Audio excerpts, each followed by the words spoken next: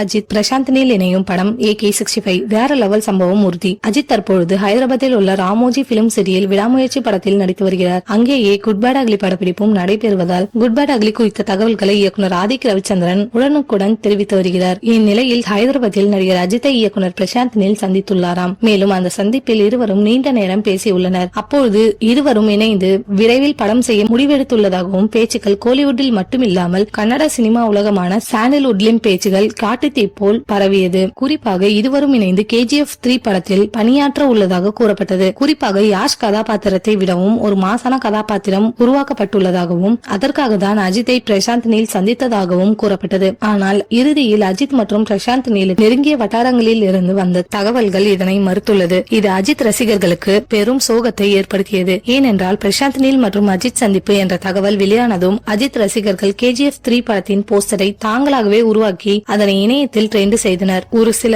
இடங்களில் பேனர் வைக்கவும் செய்தனர். இது மட்டும் இல்லாமல் அஜர்பைஜானில் இருந்து அஜித் சென்னை வந்தபொழுது ரசிகர் ஒருவர் KGF3 படத்துல நடிங்க அண்ணா என உறக்க சொன்னார் என்றால் பார்த்து கொள்ளுங்களேன். அதன் பின்னர் சிறுத்தை சிவா படத்தில் நடிக்க உள்ளார் எனவும் அந்த படம் முடிந்த பின்னர் தான் அஜித் பிரசாந்த் நீல் படத்தில் நடிக்க உள்ளார் என இப்பொழுது தகவல்கள் வேகமாக பரவி வருகின்றது. KGF போன்ற பேன் இந்தியா படத்தினை இயக்க பிரசாந்த் நீல் உடன் அஜித் இணைந்தால் அந்த படத்தின் தரம் உலக தரத்திற்கு இருக்கும் என பேச்சுகள் அதிகமாகியுள்ளது.